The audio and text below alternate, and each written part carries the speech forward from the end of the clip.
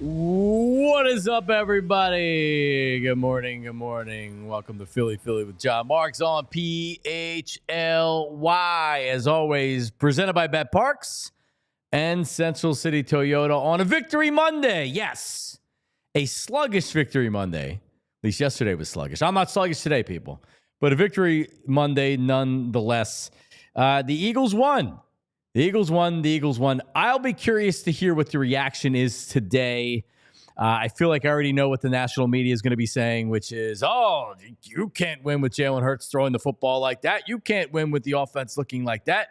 Locally, we'll see if people are are not happy after the win. But, I mean, yeah, it was a sluggish offensive performance by Jalen Hurts. You're fortunate that the Packers gift-wrapped you the game with the opening fumble and the kickoff, a number of interceptions, and they were I feel like they lost every wide receiver they had on the team. Their offensive line was banged up and everything else. And Jalen Hurts was not good. He wasn't. I'm not going to lead with anything else. Jalen Hurts wasn't good. He was missing open receivers. He just looked uncomfortable. He was uncomfortable in the pocket. He was holding the ball too long. He just looked lost out there. And the Eagles called plays that said, you know what? We're not going to lose this game based on turnovers. We're going to put it on our defense. Think about how many draw plays that they called on third down. It was at least 2 or 3, especially early, where there were a lot of people that were saying, what are you doing? You wimp. Like, oh my, like what did Rich Hoffman Jr. that puts out our daily PHLY, did he call him a coward? Draw plays or something like that? Like, it was funny. I had to laugh. He had said that I don't, but like, you know what I'm saying here. They did. They said, hey, we're going to win this game. We know we're going to win this game. The defense isn't going to give this up. So rather than try to throw the ball on a 3rd and 16, we're going to run a draw play, and we're not going to worry about it. All right? And, like, I actually thought they did a really good job in calling the game, knowing that the Packers offensively looked terrible, and the Eagles defense was playing really well. So, like, it was an all-around unimpressive performance by the offense, but the defense got the job done. And from here, now everybody knows it. They got to get the passing game going. They're not going to be able to win and get to the Super Bowl with the way that the passing offense looked yesterday. But here's the great thing, that we've seen them do this before. We've seen, remember, AJ said the passing game was off, and then Brandon Graham opened his mouth and said there's a problem with AJ and Jalen, and then the whole bleep storm happened. That next week, the passing game came out. The Eagles coaches said, hey, we got to get this going. And they did. So, all in all, not a good enough performance by Jalen Hurts. And it didn't matter. They won by double digits. Like, what did we say, at least on this show right here? The cast of Philly with John Marks, me, Tyler Zulli, we both agreed that it was probably going to be a sluggish performance by Jalen Hurts and the offense. And it was. I even thought that they would need the second half to win the game. Now, they didn't need the second half to win the game because the Packers were much worse than I thought they were going to be. But it was clearly a game that the Eagles needed the second half to get some distance. They ended up winning by double digits. It's a win. That's all that matters. The Eagles now are going to await the winner of tonight's game, the Vikings and the Rams, at Lincoln Financial Field. And you're one win away now from going to the NFC Championship game. So obviously the offense needs to play better. Jalen Hurts was not good enough throwing the football yesterday, but we've seen this before. So they run the ball, and they play defense, and you didn't need anything else yesterday. And by the way, the Packers are bad. Jordan Love was not good yesterday. I don't know if the elbow was an issue, but they were losing wide receivers. They also had a number in the second half, late in the second half. They had 2 boneheaded unnecessary roughness penalties on defense that helped the Eagles with their drive. Like, the one was they were at the Green Bay 45. It would have been a 3rd and 7. And it was a pass to Saquon Barkley. I think he got nailed going out of bounds. It was a 15-yard penalty. And then later on, there was another one on Slayton on Saquon Barkley. That was a 15-yard penalty. So, like, they were playing dumb. Jordan Love didn't have anything.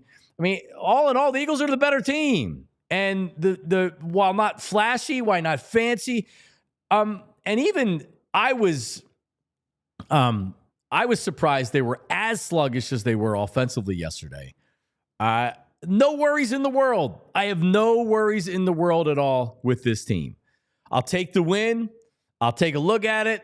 By tomorrow, I'm already going to have moved on from it, and I'm going to be focusing on who they're playing next week. So absolutely no negativity from me today.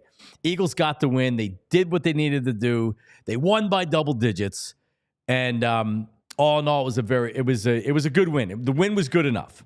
And Saquon Barkley is the best guy ever.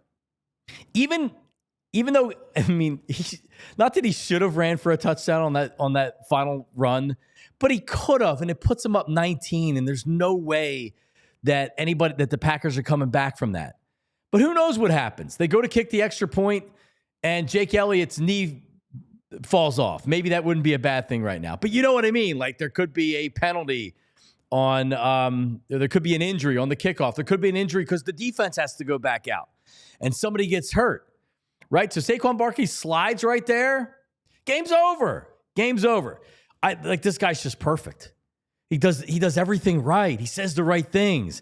Do we have a Tyler Saquon Barkley after the game? Because I wanted him to run for the touchdown. People that had the prop of Saquon Barkley anytime touchdown wanted him to run for the touchdown. He was the player with the most bets for an anytime touchdown in football yesterday. Saquon Barkley after the game talking about it. Situational football, first down ends the game. You never know. I break that long run. I keep running.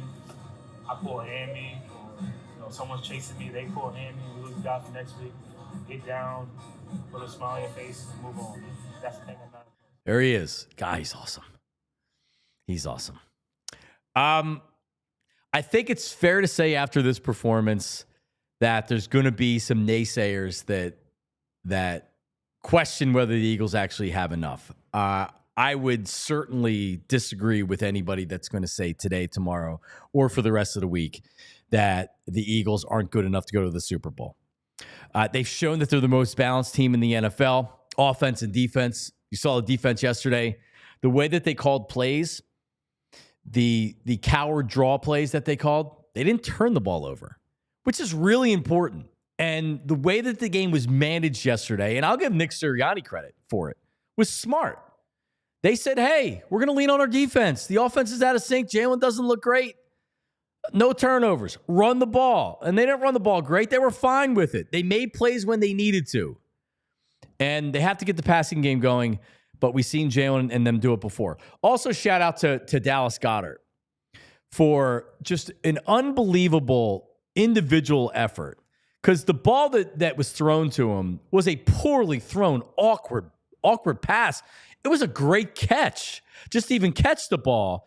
But then he turns upfield, and he just pushed that defense. He stiff-armed the defensive back for 20 freaking yards.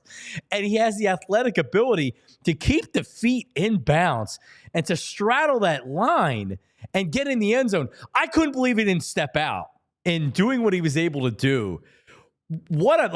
We said it, and we talked about it last week. Well, Dallas Goedert's back. And he looked good against the Giants in the final week of the season. It was good that they got him out there. But, man, you realize how good of a player he really is. And Cutter Gautheir has developed into a nice second tight end. But, man, Goedert was a beast. And that was a huge play right there. That is a huge individual effort. That's not Jalen Hurts being a good quarterback. That's not, hey, well, Jalen made a great, nah, Jalen didn't make a great throw right there. That was a quick drive. I had tweeted out, Eagles need an extended scoring drive here. They need to chew up some of the clock. And we've seen them do that so many times this year where they were able to get it going and chew up some clock and get a touchdown. Well, it was under 3 minutes to drive, but they got the touchdown. That's the most important thing. And Dallas Goedert was a stud yesterday. Nakobe Dean, knee injury. He left on crutches and a knee brace. It doesn't look good. I don't know exactly what it is, and we'll obviously get more information today or tomorrow. But I think Oren Burks? Is that the backup now? Is that the guy that has to come in? Yeah. So that's a shame because Nakobe actually the play he got hurt. He was getting a tackle for a loss, which is kind of what he's been doing all year. So him and Zach Bond have been unbelievable at the linebacking position. As we welcome in Tyler Zulli, we'll do some headlines coming up here in a second. Tyler, your reaction to yesterday's 22-10 win. Yeah, so real quick before we get into kind of the actual game stuff, the Dallas Goedert play you bring up, incredible individual effort. And then immediately on the following drive, Josh Jacobs says, I'm going to do the same thing. Incredible individual effort on his part on that 32-yard score. He was just short of the goal line, but he drug like 4 guys, he did. like 15 yards. So a couple of really nice individual plays yesterday from a handful of different guys. Eagles win this game comfortably from the scoreboard. And you're right. I think that it is fair to say that Jalen Hurts did not have his best game yesterday. I kind of expected, as you brought up, we talked about it all week. He hasn't played in 3 weeks. Timing may be affected. There may be a rust factor. That first half may take a little bit of time to get going. There's a jolt right out the gate with the immediate turnover on the kickoff, and then he has 6.7 seconds, I think it was, to find Jahan Dotson in the end zone for the score. They're up 7-0 nice play. In the blink of an eye, right? And then the war of attrition settled in a little bit, and, you could tell the timing was off a little bit. The rhythm was off. And I think that he was off a little bit, but he ends up completing 13 of 21 in the sample size that they ask him to perform in. 2 touchdowns, protected the ball, ran effectively, I think, at times. I was surprised how many designed quarterback runs there were in this one, considering he was coming back from a pretty significant concussion and returning to form. But he ends up running the ball 6 times. He goes for 36 yards. Again, I'm not going to sit here and tell you it was his best game. It was not his best performance, but he was protective of the football when he needed to be protective of the football. And like you said, they leaned upon their defense, and it was effective. Jordan Love, if you want to talk about it, which quarterback was bad yesterday, he was awful. Jordan Love was bad yesterday. Now, granted, there was a ton of injuries to the receiving core, but it just felt to me like he was really out of sorts. The one interception that I didn't understand at all from Jordan Love was the one that Zach Bond picked off, because I don't know if it was a wrong route tree. I don't know if he had the wrong route tree. I don't know if the receiver had the wrong route tree. But I texted my buddies and I'm like, what the bleep is he looking at? Because it was like Zach Bond was the only guy that was going to make that play. So when you compare the two quarterbacks, Jalen Hurts wasn't great, but he was efficient with the football in terms of protecting it. And Jordan Love was not. No. And there's a reason the Eagles are playing next week and the Packers are not, is because of the Eagles defense and the fact that the Eagles protected the ball as a team. No turnovers yesterday. That's significant. The Eagles forced 4. And when the Eagles offense was sluggish in the second quarter and into the third quarter, the Eagles defense played the way that it needed to play and the way that it has played for a majority of the season. Jacobs ran the ball effectively. He was 18 for 81 in a score. But you were able to bottle him up a lot. There was a lot of negative runs for him. There was a lot of 2-yard runs for him. And we talked about it. Like, can this Packers receiving core separate itself? Because Jaden Reed's a really nice player. But then you talk about Wicks and, Kraft at the tight end position. Romeo Doubs was ineffective. Bo Melton had to play because of the injuries. Could their receiving core separate itself? It really didn't throughout most of the game. So, again, an okay performance from Jalen Hurts, but protected the ball. Eagles defense played the way that they needed to, and they end up coming away with a double-digit win, and they're playing next week because of it. Yep. Yeah, I mean, so I didn't even notice if Reed came back in, but he went out with he had like the arm injury, and then Dobbs he had what looked like a concussion. So overall, we'll take the win. What do we got with headlines, Tyler Zulli? By the way, Bob Cooney's going to join us in 10 minutes. Our boy, Bob, his reaction to everything that is going on. What do we got with headlines? Yeah, we got a lot to get into because both the Sixers and Flyers played over the weekend. I know everybody was kind of focused on the Eagles on Sunday, but let me tell you about our headlines are brought to us by our friends at Glad Hair Restoration. If you want to improve how you look and how you feel, head on over to gladhairmctr.com or call 610-980-4000 to get started. Before we get to the Flyers and Sixers that happened over the weekend, let's talk about Sunday night game because that I would assume if there's a game that anybody missed because of the start, it was the Washington Commanders and the Tampa Bay Bucks. The Commanders win on a doinked field goal to send them to the divisional round. It doinked in. Send them to the divisional round and win a playoff game for the first time in almost 7,000 days. Was 2005, right? Was the last time the Commanders, this organization, won a football game. They win 23-20. Jayden Daniels becomes the second rookie quarterback ever to lead his team in passing and rushing yards in a playoff victory. 268 and 2 scores in the air. Their run game really wasn't super effective. Brian Robinson went 10 for 16. Austin Eckler 8 for 27. Daniels was their leading rusher kind of by default with 36. But the Commanders win. The Bucs go home after hosting this game and being 3-point favorites. Washington moves on. Again, the other stat about Jayden Daniels, he becomes the first rookie quarterback since Russell Wilson beat the Washington franchise back in 2012, I believe it was, to win a playoff game. Bo Nix did not. He had a chance to do it earlier in the day. But Jayden Daniels becomes the first rookie quarterback in almost 13 years to win a playoff game and win their first playoff game. Yeah, the biggest play of the game was Baker Mayfield, the fumble where he was late giving it to a receiver that was in motion. Whatever it was, that ended up costing him because it was a close game. Todd Bowles mismanaged the clock there at the end of the game, but like Baker Mayfield only threw the ball 18 times. He was 15 for 18. Washington ran 20-some more plays than Tampa. Tampa did. only ran 43 plays because Bucky Irving ran the ball 17 times.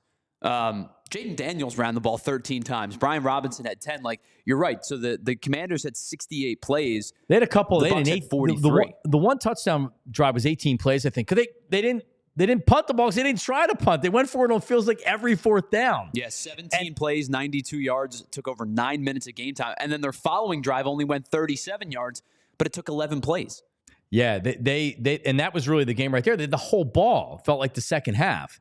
So, yeah, listen, we had it. We had it. Again, let's talk about smart football, guys. Philly with John Marks. We know what we're talking about here. But, yeah, this felt like it could be a Washington win. It is. So, Washington now goes, and they will play the Lions. Yes. That's next Saturday night, correct? Yeah, so the winner of tonight's game will head to Philadelphia next Sunday at 3 o'clock to play the Eagles. The rest of the bracket is set. It'll be the Chiefs and the Texans on Saturday afternoon. The Texans get another Saturday afternoon game because – of course they do. And then the Bills and the Ravens will play each other on Sunday night at 6:30. That'll be the last game of the divisional round. The Eagles and whoever wins tonight will play at 3 at the Link on Sunday. Yeah, That'll be on NBC. And Tyler, don't even worry. We're not going to have time for the games for the Sixers or the Flyers from this weekend, unfortunately. That's why we need a second hour of the program probably. But, yeah, that Texans-Chargers game was terrible. Absolutely brutal. I mean, Chargers suck. Justin Herbert, and I'm not a guy that you see a lot of people on social media saying like, all right, well, hopefully the media holds Justin Herbert responsible for his bad play. He held himself responsible after the game. He said he was terrible and he put it all on himself. But you look at the raw tools of Herbert, and people for a long time have been saying like, this is the guy you want. Man, he has not backed it up on the field. He is not. And that was a poor performance. 4 interceptions. One of them was a drop. So that one wasn't on him, but still. Well, and I will say, too, I think he was not good. Don't get me wrong. I thought his performance was bad. His offensive line did not play very well either. And it's supposed to be a good offensive line. Rashawn Slater and Joe Alt as your tackles. Like, they've done a good job of establishing the run and being physical up front. Their leading rusher was J.K. Dobbins, had 26. Gus Edwards had 22. They ran 18 times for 50 yards as a team. Like, the identity that the Chargers have won with is run the ball, play good defense, and protect the football. They turned the ball over 4 times. They didn't run the ball effectively. They gave up 22 points in the second half. They didn't do anything that they have done all year to get to this point. Texans defense was good, too. Played really well. That'll be an interesting matchup against the Chiefs. All right, so Bob Cooney's going to join us coming up here in 5 minutes, so don't go anywhere. One last story, and I'll end talking to Bob with this. The Sixers aren't moving to Center City after all. What a time. Yesterday, it was not on my bingo card before the NFL playoff. Was it before the playoff games or was it during the first round of playoff games? All I know is that I saw on social media, and I'm like, hold on. This is obviously a fake Twitter account. This is a parody account. It's a Darn Schefter or like some fake account. And then it's like, after all this, they're not going to build a downtown arena? Like, huh? I was baffled. Never saw that coming. So, Bob Cooney, his thoughts on the game. Is he pointing up, thumbs up after yesterday heading into the divisional round, or is he saying, uh-oh, this is potential trouble? Bob Cooney coming up right after this Philly. John Marks. All right, we thought about Bet Parks. All right, let me actually pull it up right now. Tyler and I, shortly before we went on the air, we were going over the lines here. And the Eagles line isn't out because they don't know who they're playing yet. But the one that was most anticipated was like, all right, the way the Ravens played, and the Bills had an impressive win, but the Ravens, the sizzle on the win. It's like, man, the Ravens feels like they're the team that could get to the Super Bowl this year, which means they won't. But the Ravens are 1-point underdogs in Buffalo. So Buffalo, impressive performance. They beat the Broncos. The Ravens only 1-point dogs. What happens to that line? And that's on the Bet Parks app right now. What happens to that line as the week goes on? Does it get to even? I think it gets to even. I don't think it goes back down to Buffalo because the national media is going to talk the Ravens up all week long, and that means bettors are going to bet the Ravens. I'll be curious to see how the odds makers respond to that if they move that line that way. The Lions are 8.5-point favorites over the Washington Commanders. That's the Saturday night game. Chiefs, Texans, 8-point favorites for the Chiefs. And tonight, the Vikings, 2.5-point favorites over the Rams. That's on the Bet Parks app right now. But listen, it's not all they do. And that's what I spend most of my time on the Bet Parks app. But listen, it's not all they do. When you're talking about Parks Casino, oh my goodness, Shaggy's coming up in less than a week. The reggae stylings of Shaggy. So if you like music, you like comedy, you like Michael Carbonero, magician, is there on March 8th. Country star Lee Bryce, March 22nd. Shaggy's coming up the 18th. Richard Kind from Curb Your Enthusiasm, January 24th. Country artist Cole Swindell, February 7th. Telling you, the Excite Center at Parks Casino is an amazing venue. Amazing venue. Pennsylvania's #1 casino. Close to everybody. If you're in Jersey, you're in Delaware, you're in Pennsylvania, it's right there. Close to everybody. So tickets. How about dining options? Liberty Bell Gastropub. Amazing burgers, amazing wings. Parks Grill Steakhouse is a high-end steakhouse, amazing restaurant. And the Bamboo Noodle House. ParksCasino.com. You can buy tickets for all shows. Parks Casino. This is how you win. You must be 21. Gambling problem? Call 1-800-GAMBLER. All right, let's talk about Rothman. If your joints are aching, hands are cramping, your back's all screwed up, Rothman's got you. Rothman Orthopedics, practicing specialized care. It's been their passion for over 50 years.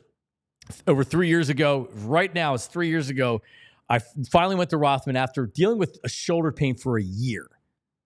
And I finally was like, well, it's not going to fix itself, so why not see? I didn't need an MRI, didn't need surgery, didn't need a cortisone shot. I said, hey, you can have a cortisone shot, but this is what is going on. You have a frozen shoulder. And it's pretty simply solved by going to physical therapy, which I did at Rothman, right in the same place in Limerick, close to my house.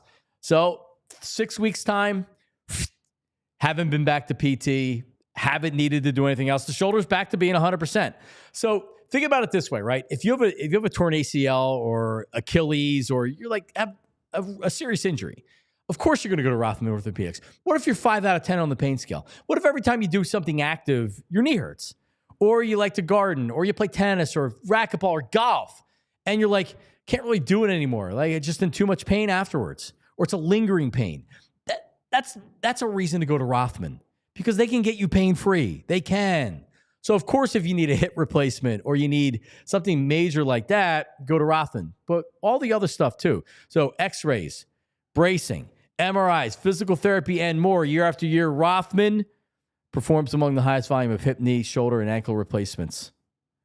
Rothman Orthopedics, specialized in orthopedics and you. Visit rothmanortho.com/PHLY to learn more and to make an appointment. There we go. All right, well, this guy right here, I could see him needing maybe a cortisone shot for his shoulder because his golf swings off a little bit. The great Bob Cooney joins us on a Victory Monday. What's up, Bob? John, how are you, buddy? Oh, he's got the Irish sweatshirt on. You go, Bob. Oh, that's my high school. We're not doing Notre Dame. That's my high school. Are you not a Notre Dame fan? You know, I grew up Irish Catholic, so it was always on Saturday. So you had that. But, no, I have a lot of friends that went to Penn State, a lot of friends' children who went to Penn State. So I kind of had to lean that the other night. But I was just rooting for a good game. I didn't really care who won that game. You got it. It was a good game. It was. Yesterday was not a good game. It was a good game in the outcome, Bob. But the Eagles' offense sluggish. I think a lot of us expected that. I mean, I was a little bit surprised they were as sluggish in the passing game as they were. But it felt like that Nick Sirianni knew that the offense wasn't doing great and Jalen was off. And Kellen Moore called a game accordingly. They said, hey, Packers are banged up. They're losing wide receivers. Jordan Love looks like he's off. Our defense can control the game. We're not going to take chances. So the Eagles commit no turnovers. And, it wasn't a comfortable win, but it was a decisive victory. The Eagles got the win. That gets them to next week. I'm not worried about anything. Mostly, I'm not worried about anything, Bob. How about you? Yeah, I heard you say that earlier this morning, like right at the beginning of the show. You go, I'm not worried. It's good they won the game. And then the things that you said afterward, I was like yelling at my computer. I said, John, you are worried. Admit it. It's okay. You're worried. Look, here's the worry for me. It's all Jalen Hurts, right? The running game, fine. Offensive line, absolutely fine. The defense, terrific. So all of those things were really good. The Kellen Moore thing, the Jalen Hurts thing, if we want to throw Nick Sirianni in there also, yeah, I am concerned a little bit because of this, John. Jalen Hurts is indecisive. He doesn't know what he wants to do with the football when he goes back to throw the ball. And I kept watching yesterday. And look, I look at games differently. And you know this. Kyler knows this from us, knowing each other for all these years. I look at it more as a journalist, more than I do as a fan. I look at it and I try to decipher what's going on here. Well, what is going on here? To me, Jalen Hurts looks very indecisive. He looks like he is a little bit, I hate to use this word with a professional athlete, afraid to throw the ball unless somebody is wide open. He's not throwing people open. He's not throwing anticipatory passes. He's not doing that. So in my mind, I'm like, okay, Kellen Moore, make it easy for him. Let's do the rollout. My wife will tell you, I was sitting here saying, early in the game, John, roll them out. Let them make the easy throws there. Let your wide receivers, your tight ends make plays, even your running backs. Just get them the ball in the air easily and make plays that way. Kellen Moore didn't seem to call them either. It was more of a go back, Jalen, look, scramble, either get sacked, throw the ball away. They have to do a better job of making easier throws for him, in my opinion. Could it be the rust? Could it be because he didn't play? Maybe. Or is he in a bad spot mentally of he's just afraid to pull the trigger? I don't know, but I don't think in the second half, you saw some easier throws, right, John? You saw the little throws. You saw the rollout, dump off things. You saw the Dallas Goedert throw. I think those are the type of things that they have to start with next week, whether it's against the Rams or the Vikings, in order to get some confidence in Jalen Hurts. So if you remember, they started with pace, which I was actually hoping they would do, but they scored so fast because they were gift wrapped the opening kickoff. So I think their thought coming out was just that: short throws, get it out, get them some confidence, get them rolling a little bit. And then from there, you didn't really see a lot of pace the rest of the game. I think you saw it at one point a little bit. But Bob, Jalen Hurts doesn't throw guys open. He doesn't throw with anticipation. He's throwing. Donovan was a lot like this too. He throws to open receivers. Donovan didn't throw a lot of interceptions because he's not doing that. So I wouldn't expect that to change. But here's why, and you're right. The story's Jalen Hurts. 100% it's Jalen Hurts. It's going to be Jalen Hurts all week locally. It's going to be Jalen Hurts all week nationally. The last time we had this type of discourse was after A.J. Brown said, what's wrong? He's like, the passing game. And then BG came out and he said there was those guys aren't friends anymore or whatever. They responded that next week against the Steelers. And it was Jalen had a really good passing day. It was also the plays they were calling. And it was the fact that the Eagles coaches decided we're going to get the passing game going. It's almost like some weeks they don't care if they get the passing game going or not. There was a lot of slants to A.J. Brown early in that Steelers game. Like, if you want the passing game to get going, then actually come out and act like you want the passing game to get going. So I wonder if they're going to do this week. We don't know who they're playing yet. Minnesota has a very good defense, right? So might be a really tough matchup if Jalen's struggling and the passing game's struggling. You're so right. And just look back to the game against, what was it, the Giants, last game of the season. What did they do? Dallas Goedert gets in and plays because they wanted to get him some run to get, make sure his knee was okay, get the rust off or whatever. What did they do? They designed like 5 or 6 passes to him in the first half so they can get him going. And he's open. And McKee sees him and hits him.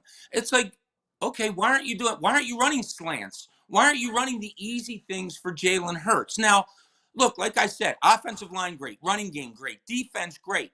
Are we picking on one thing? Kind of, but it's a concern, John. Like, it's what's going on here? Like, why is Jalen Hurts? Did he look right yesterday? No. I mean, yeah, I didn't think so either. And I just didn't know what was going on. I didn't know why they didn't make it easier for him. When he sits back in a pocket anymore, it's not good. He just waits too long. He's waiting for somebody to get wide open. The receivers seem like they're getting tired. They showed A.J. Brown one time yesterday on a route that he ran something and kind of just stopped and stood there. Like, well, he was reading his book. He forgot that he was out on the field. He was reading his book. Like, what is that? I'm not. It's funny. I didn't get pissed off at it. I'm watching it. I kind of laughed at it. What are you doing? Bob, we haven't even talked about it today because we were there's so much to talk about with the game. I've never seen it. So people that are out there, and it's mostly social media, which isn't real life, but people are out there being like, why are you trying to make an issue out of this? Because he's reading a book on the sideline. Like, what are you talking about? Since when is that regular to be reading Inner Excellence by Jim Murray? I mean, come on, man. God bless him. He loves to read, and maybe he needed some divine words of wisdom, whatever it may be. but really, I mean, if I'm on the sideline, I don't know. If I'm an offensive coordinator, if I'm Kellen Moore and I walk over and I see he's got a book in his hands, what are you doing? Like, are you saying, yo, AJ, come on, man, what are we doing here? Only in Philadelphia, right, John? I don't think you say anything. Yesterday. Well, so I heard Jalen Hurts was asked about it after the game. And you know how LeBron has been accused of carrying around these books but never reading them?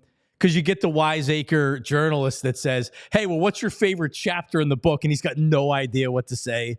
But he carried around a couple books. So I heard Jalen after the game say, oh, you only see him with the book. You never actually see him reading the book.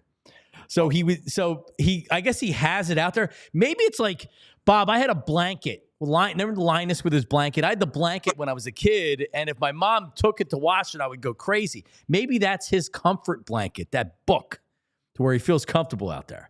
All right, man, for 3 hours, stop being comfortable. Don't be comfortable. I like football players that aren't comfortable. Go out there and be uncomfortable and be pissed off that you don't have your whoopee, that you don't have your book with you. Go out there and play football. It's, I could understand him being, frustrated yesterday, and I don't mind that at all. I don't mind when receivers, running backs, whatever. I don't mind them getting frustrated when they're not getting the football because, look, he's an all-pro. He's a guy that's going to make plays for you. Why are they not designing things to get him the football? Why are they not designing slants, John? Like easy throws that Jalen Hurts is accustomed to making. I don't understand. Nobody's really brought up Kellen Moore in all of this over, the Jalen Hurts talk of, well, he's, I had friends at the game that were texting me and somebody FaceTimed me during the game. And they're like, Jalen Hurts is about to get booed off the field. And I was a little surprised at that, but he said, people are getting real uncomfortable with this play right here. There are receivers open that he's not throwing to. So, no doubt about it. Fixed, right, John? That has to get fixed. And if that is fixed, that's probably a 34-12 win. Oh, it's a blowout. Right? It's a blowout. It is a put your feet up in the fourth quarter.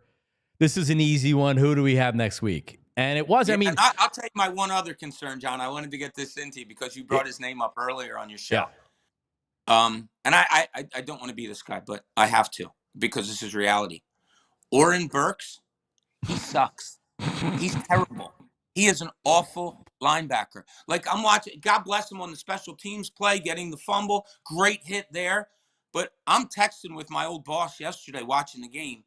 And I don't know how many times I could show you that we were saying, what is 42 doing here? Like he's out of position. He's not making tackles. He's whiffing on tackles.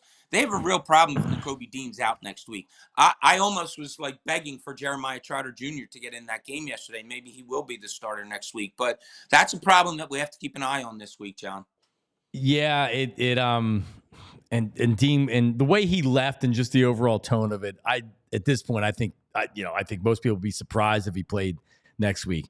And it's a shame because he had such a breakout season, and to lose him like this is not good. Like this defense has been number one for a reason, and Dean's been a big part of that. Nolan Smith had 2 sacks yesterday. And Bob, he's went from a guy that I had on bust watch at the beginning of the season to now, he's their most consistent pass rusher at this point, especially with BG off the field. He's been absolutely tremendous. And the way he's doing it, John, it's really cool because you're looking at a slender, one of those 235. Right, exactly. Those defensive ends, it's going to win you with speed. But, man, he shows some power, too. Like, he gets offensive linemen off balance with his speed, first of all. And then once he sees that they're on one foot or their hips are leaning one way, he uses his power to push through. And, he had one play yesterday. It was a helmet to the shoulder or whatever, but it shows power. Like, he put his head down, hit the guy, and the guy was out for the rest of the game, the offensive lineman for the Green Bay Packers. Oh, man. Yep. He's playing well. Nolan Smith is playing really, really well. I would have liked to have seen a little more Josh Sweat yesterday, because if you can get both of those guys going and, maybe taking turns on somebody throwing some pressure here and there. The defensive line I thought was okay, was good yesterday. There wasn't anything really to complain about yesterday except, and like I said, I hate Jalen to Hurts. say it, quarterback. Agreed. Last thing. I didn't see the 76ers and Comcast Spectacor coming to an agreement on building a shared arena, and they're no longer building downtown. What the hell, Bob Cooney? This is so weird. Now, I sat in on 2 presentations by the 76ers while this was going on. I was lucky enough to be there where everybody that was involved came, gave their presentation to a group of us, told us what they were doing. It was mind-blowing. They had every question answered. It seemed like they knew exactly what they wanted to do, and it was something that they wanted to move forward with. My first thought yesterday, John, when this came out at like noon yesterday, is ownership staying here? Is Josh Harris and company all of a sudden saying, well, these Commanders, they're a lot of fun, and that hockey team that we run, and this is just speculation in my head, that premier soccer league team that we have, should we commit to Philadelphia something down the road, 9 years down the road? I wondered about that. I wonder if something had to come up, right, John? It wasn't just all of a sudden, you know what, never mind. We put all these resources into building this thing, putting presentations together, answering the questions of people of Chinatown. I don't think it was all of a sudden they woke up on a Sunday morning and said, you know what? I was having a cup of coffee this morning. I said, nah, let's, excuse me, let's take this out. I don't think that was the case. I don't know. I think there's a bigger story to all this that we'll find out pretty soon, John. Yeah, that my reaction was the reporting is going to tell the real story here, because something gives here. It's not just that they said, oh, well, on second thought, we're going to build inside. The amount of time and effort and resources and fighting with all these protesters to just do an about face after they get approval. They got approval for it. They were home free. Now they just had to do the project, and now they're doing back in South Philly. It's unbelievable. Something's really strange here. And you're right. There is a bigger story. Somebody will find it. Somebody will get it. Somebody will run with it. And look, I'm not saying it could be a bad thing. Maybe it's a good thing that they said, you know what? When the city finally asked for $100 million over the $50 million we were getting, something like that, if that's it, okay. But I think fans in general are probably happy that it's going to stay down in the South Philly area. Yeah, I'm great with it. It would have been in Center City. I thought it could have revitalized Market East, and it would have been good for the city. But in South Philly, I'm good. I'm probably more likely to go to I am more likely to go to a game if it's in South Philly than in Center City. So yeah, because we're used to it, right? And it's funny. One of the times the Sixers were giving a presentation, they asked me. They said, Bob, you covered the league. How many arenas are downtown in the NBA? And it's almost all of them, John. It's almost every arena in the NBA is downtown. So it's not like an impossibility to do. It's a probability to do. And there's ways that can make it work. But we as fans, whether you're from Jersey, Philly, whatever, you're just used to going to the South Philly area. So I think change is something that maybe us fans weren't ready for. Bob, Good stuff, man. We'll talk to you soon. You are the best. Thanks, John. I appreciate you. You got it, man. There he is, Bob Cooney. Yeah, something very weird with that situation. Coming up, what was the last book that you actually read? We know the last book that A.J. Brown actually read. What was the last book you read? Does anybody read books anymore? I'm a book reader. I just haven't had time. Also, the rest of the day in the rest of the weekend in the NFL. And Tom Brady's performance yesterday on the broadcast. What did everybody think of that? Philly, John Marks. We back right after this. All right. Glatt hair restoration. All my people out there, all my bald guys, my balding guys. If you're experiencing hair loss, whether you're Phil Martelli bald, sorry, Phil, I don't know why I always bring you up, or you're just say I have a receding hairline, you're starting to go bald, you're thinning, right? Here's what you can do. All right, do this.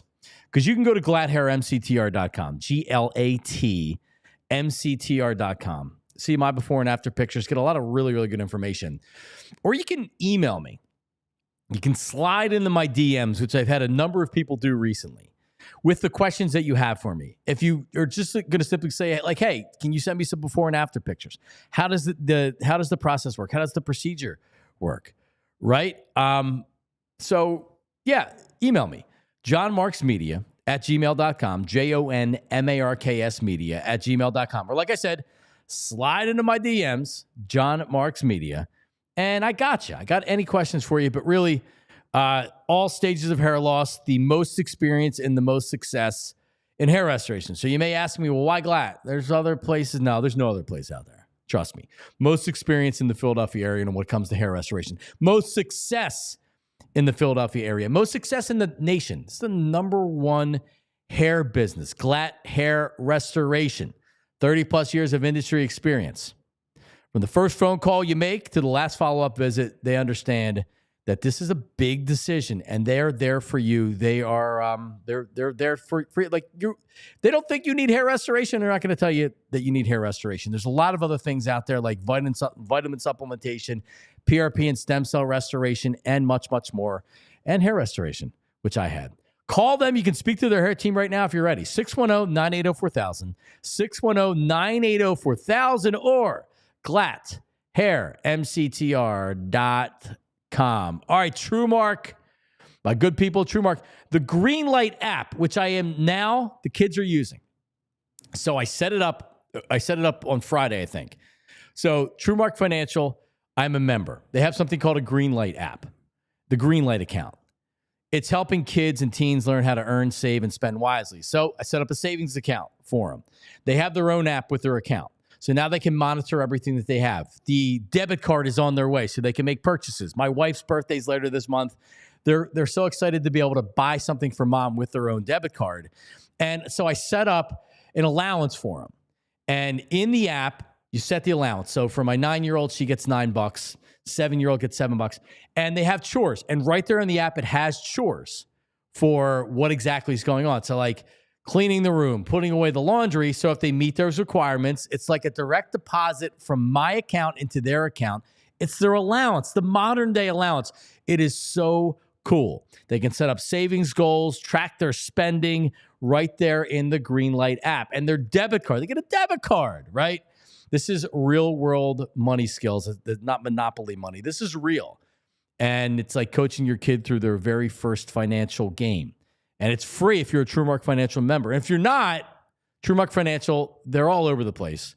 There's obviously a branch near you. I'm a business account member. I'm a personal checking account, savings account, and now with the Greenlight app, everybody's involved. Get signed up today, TrueMark.com/Greenlight.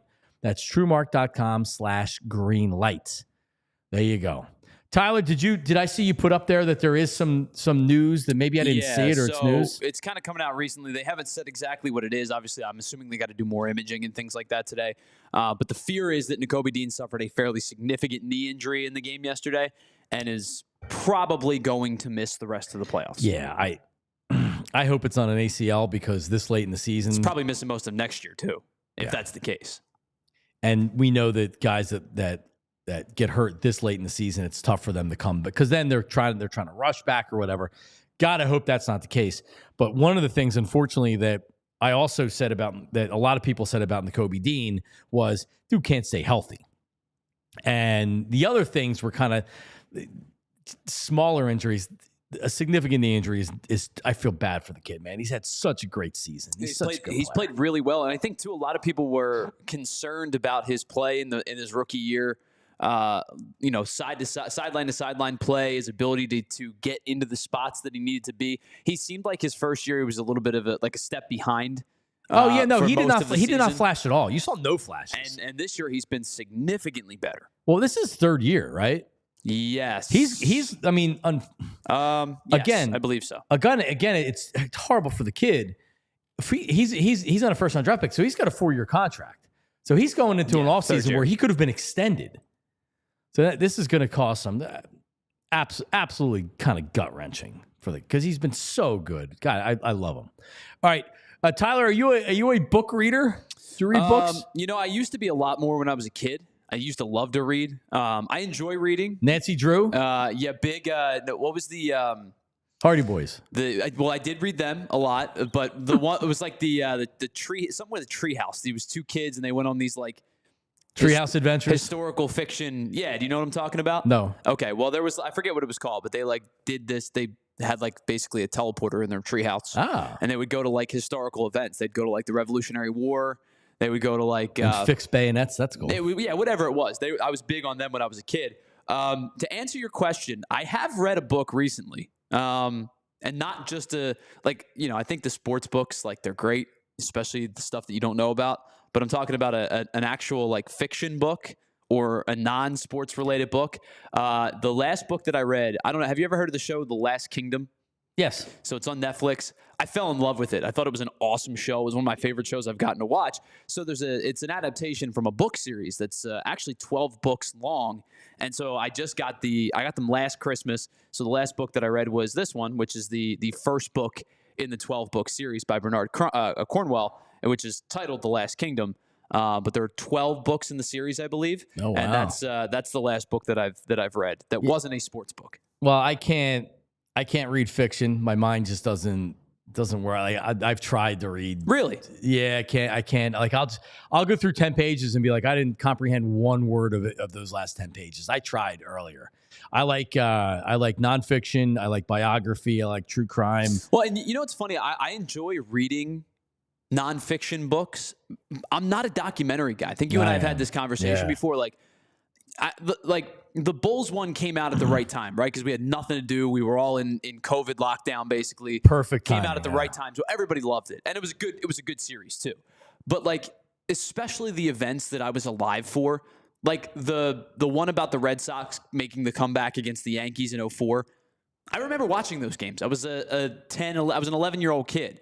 That was an impressionable baseball season for me. Yeah, agreed. So to me, I don't need a documentary on that because I remember watching it. You know what I mean? But don't you want to get more insights? Yeah, honestly, when I talk documentaries, it's almost all non-sports. I like sports biographies, but mostly what I do documentaries is true crime or things like that. For example, I tried to take this on a plane. I think it might have been to the Super Bowl or a World Series, and my wife stopped me. It was the 9/11 Commission Report. Yeah, you can't. The book that they put out that's this thick. She's like, you can't go on a plane with that. I'm like, why not? No. It's it's bathroom reading material because I can just open up to any part of the book and there's at least to me, there's something interesting in it. But yeah, I didn't bring it because I'm like, all right, maybe you're right. But A.J. Brown was reading, what was it called again? I had it right here. Hold on a second. Whatever it was, it's by Jim Murray. Inner Excellence or something. Yeah, Inner Excellence. I have the passage. That dude, by the way, is about to make so much money off of the Delaware Valley because fans are going to buy it. It's $18. Fans are going to buy it.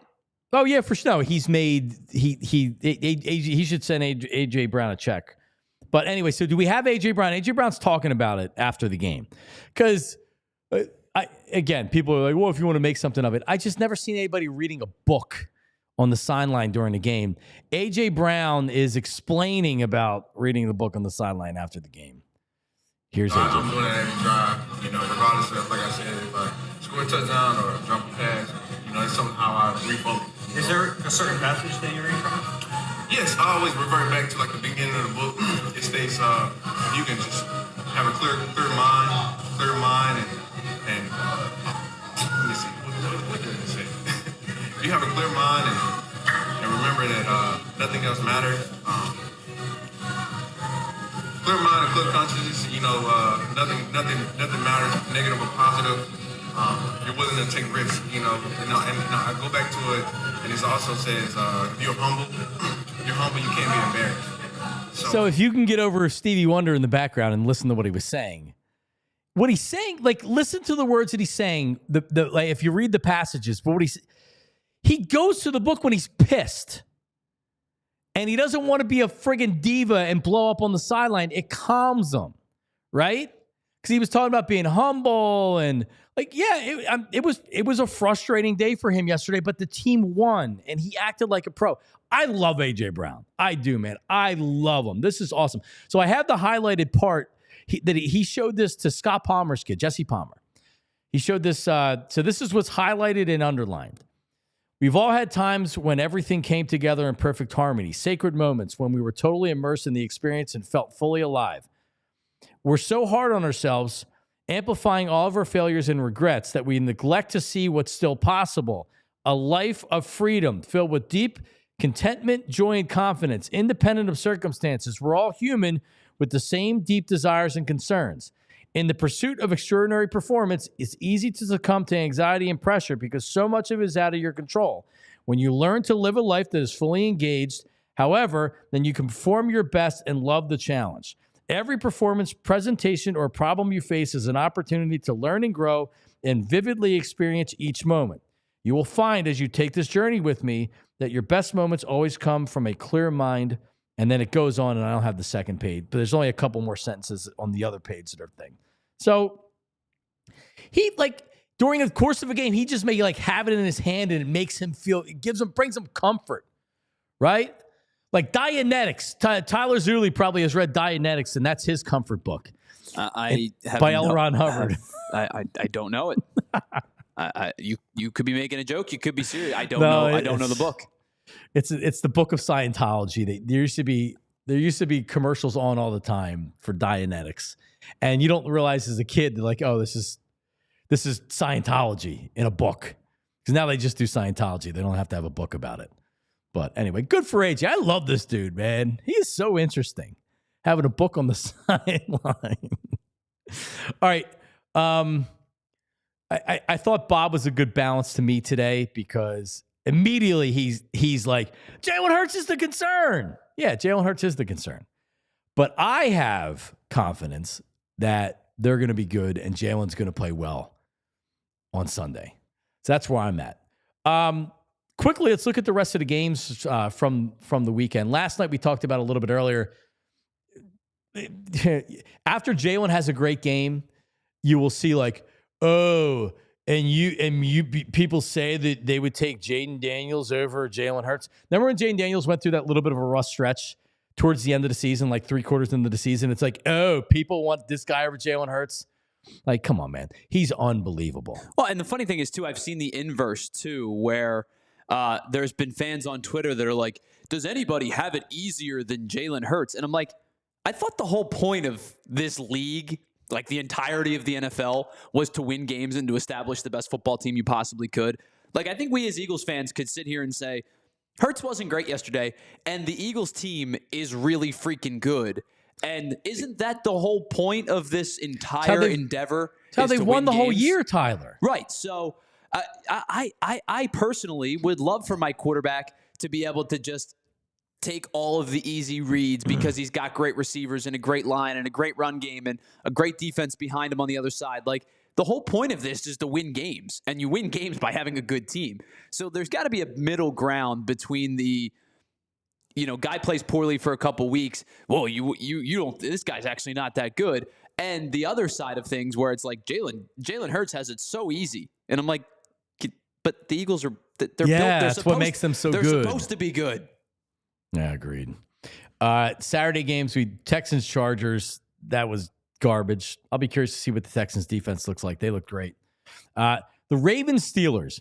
I went live on YouTube on Saturday night after this game, or towards the end of the game. If Mike Tomlin was the coach of the Eagles, he would not be the coach of the Eagles. I'm not talking about after. He wouldn't have lasted, I don't know how many years. Last 3 years, maybe. Andy Reid, who has turned himself probably into the best coach in NFL history when it's all said and done, based on his success, and I don't think they're going anywhere. And it was time for Andy Reid to move on. It was time. Andy Reid, do they win a Super Bowl if Andy Reid stays here? I don't know how much more Andy Reid or we could have taken.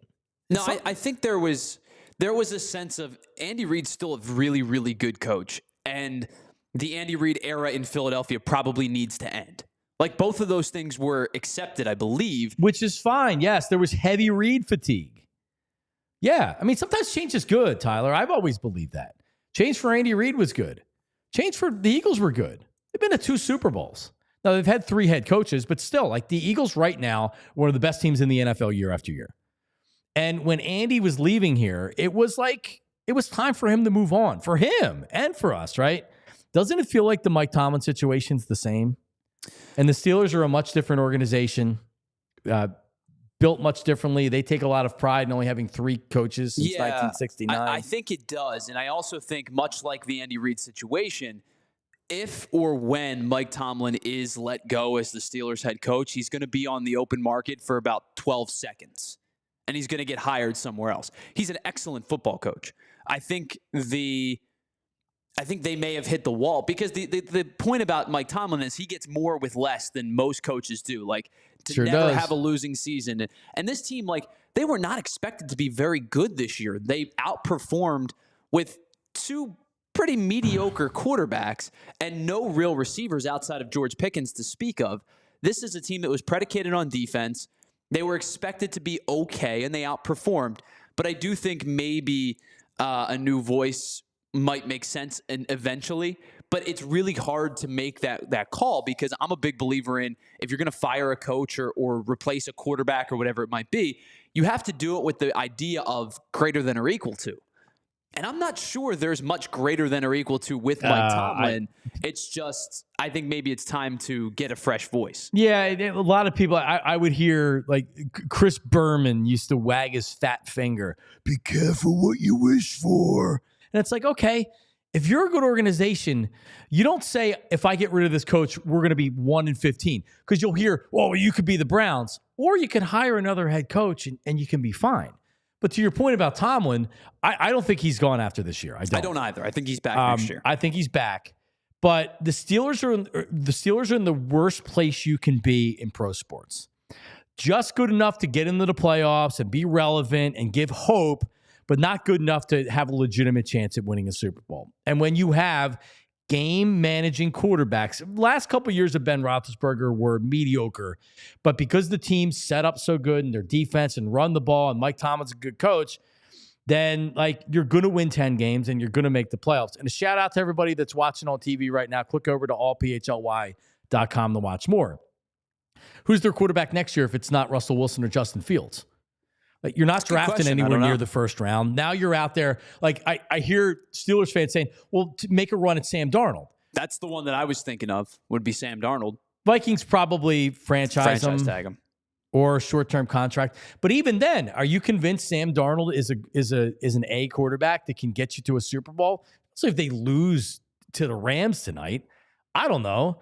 So, like, the perfect way to do it is you draft a young quarterback, he develops, he doesn't make a lot of money, and then you take your run. It's tough to do that in all situations. And unfortunately, the Steelers never saw. Tomlin hasn't had a losing season. So unfortunately, they're drafting the Kenny Pickett's of the world. They don't get to choose. So it's a tough spot for the Steelers because they're never going to suck enough. But to me, it feels like it's time for something different. You know, I know that they had recently drafted Pickett. I believe the timeline kind of works out that way. But you bring it up all the time, like. And now I don't know if they're trading him to a division rival, but, like, Lamar Jackson could have been gotten by anybody via trade. Talking about it yesterday with my Raven friend. You know, I know that again, you're probably not trading a guy to Pittsburgh, even if they offer you 4 first-round picks for. Maybe you would if they give you 4. But, like, that's the type of play that the Steelers are going to have to make, because you're right. They're always picking somewhere in the late teens or the early 20s because they are successful enough. But this is also a Steelers team I don't think has won a playoff game in, is it 5 years now? Tomlin hasn't won a playoff game since 2016. Is it really that long? 'Cause you're talking 8 years now. But, I mean, it's 8 full seasons. Andy Reid wouldn't survive that. Mike Tomlin wouldn't survive it. Nope, he would not be the coach here. So he's going to be back. Steeler fans are, my one buddy who's actually my daughter's teacher as well. My daughter's teachers. I texted him thoughts and prayers because they were lifeless in that first half. Herb Street was even ripping them. And they came out with a little bit of juice in the second half, but they came out going through the motions knowing that they weren't good enough. That's a problem because the Steelers don't go out and spend big free agent dollars. And if Russell Wilson's back on a short-term contract, all right. Shout out to everybody that tuned in. Very active on the chat board today. All of our dieharders, everybody out there, appreciate you. Our mad chatters every morning live on YouTube at 8:00. Get involved in the conversation. Get involved in the show. We appreciate you for doing that. Also, if you listen on podcasts or you'd like to listen on podcasts, listen. You can get it every day. Tyler gets it up about right now, 9:15, so you can listen to the audio version of the show. Just check it out wherever you get your podcast. Also, if you're a diehard to PHLY, go to allphly.com. Right now, it's a limited time offer. The annual pass down to $48, limited time. That gets you a full year of ad-free premium content, a free PHLY shirt. That's a $35 value. And then when we have events and merchandise and things like that, 20% off everything.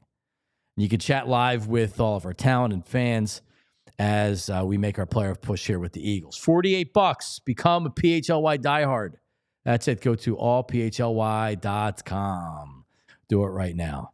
All right, everybody, we're back tomorrow. Flip over to Ant. Sure, he's going crazy over the Birds win yesterday. We'll talk to you tomorrow. It's going to be a fun week. Eagles in the playoffs. See ya. We all silly like the mayor.